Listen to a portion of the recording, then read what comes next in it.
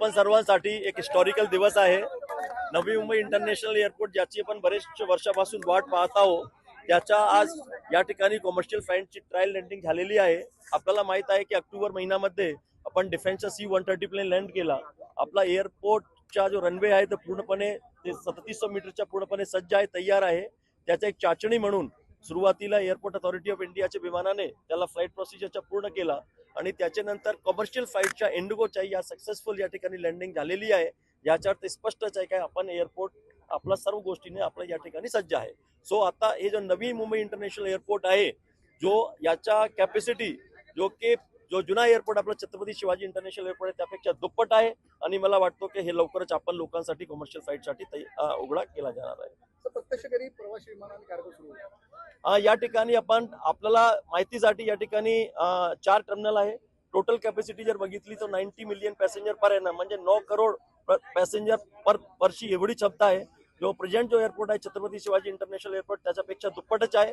आपण टप्प्याटप्प्याने डेव्हलप करणारच आहोत। पहिल्या टप्प्यामध्ये ज्याची capacity 2 crore passenger per annum असणारच आहे, त्याच्या आपण 17 एप्रिल आपण हे डेट ठेवण्यात आलेली आहे। ज्यात 17 एप्रिल पर्यंत आपला तो एअरपोर्ट टर्मिनल बिल्डिंग आहे, रनवे आहे, लाइटिंग सिस्टम आहे, इतर फील्डची सर्व गोष्टी आहे। तर 17 एप्रिल पर्यंत सर्व गोष्टी या ठिकाणी आपण तयार करणार आहोत। अनेक वेळेला डेडलाईन दिल्या गेलेली आहे, जवळपास तिसरी किंवा चौथी डेडलाईन असेल। तुम्ही 17 एप्रिलची डेडलाईन शेवटची निश्चित होणार आहे। आता एक बघा, आपण या ठिकाणी कामाकन गेल्या 8-10 दिवसामध्ये जर 8-10 महिन्यामध्ये बघितलं, एअरपोर्टच्या फार प्रमाणामध्ये गती आलेली आहे। या ठिकाणी खूप मोठ्या अडचणी होती, ते सर्व अडचणी दूर करून आपल्या माहितीसाठी C-130 डिफेन्स प्लेनची लँडिंग केली, कमर्शियल प्लेनची लँडिंग केली, रनवे तयार आहे, टर्मिनल बिल्डिंग आपल्या समोर दिसत आहे। जवळजवळ एक 83-84% काम झालेलं आहे। मला वाटतं आपण सर्व सकारात्मक दृष्टिकोनाने पाहूया। निश्चितपणे वेळेवर या ठिकाणी एअरपोर्टच्या कमर्शियल ऑपरेशन सुरू होईल।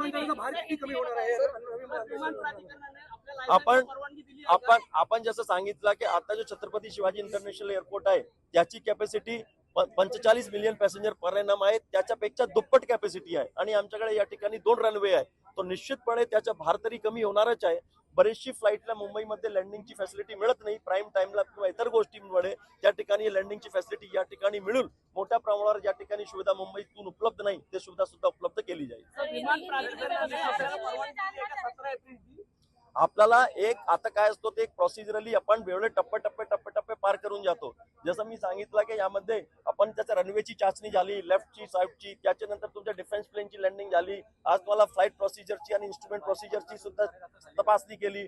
DGCA साहेब, डायरेक्टर जनरल सिव्हिल एव्हिएशन स्वतः या ठिकाणी ते इंडिगोच्या विमानात बसून आलेले आहे। एअरपोर्ट सुरू करताना फार चाचण्या घ्यावी लागतो, बिकॉज स्वच्छतेच्या दृष्टिकोनातून हे आवश्यक सुद्धा असते, एक प्रोसिजरचा भाग असतो। आपण प्रत्येक टप्प्यामध्ये वेळेवर हे पूर्ण करत आलेलंच आहोत। आज हेही सक्सेसफुल झालेलंच आहे। त्यामुळे पुढे आता याचे नंतरच आपण एरोड्रॉम लायसन्ससाठी दाखल करणारच आहे। तो त्याच्यानंतर एरोड्रॉम लायसन्ससाठी आहे, त्याच्यानंतर ते आपल्याला परवानगी देणार, त्याची सुद्धा चाचणी होणार, सिम्युलेटर टेस्ट होणारच आहे। त्याच्यानंतर काय एअरोनॉटिकल एअर प्रोसिजर असतो, मला ते डॉक्युमेंट पब्लिकेशन असतो, ते पूर्ण जगभरामध्ये हे कधी सुरू होणार ते पण माहिती सुद्धा देणार। खूप लांबी चौडीचे प्रोसिजर आहे।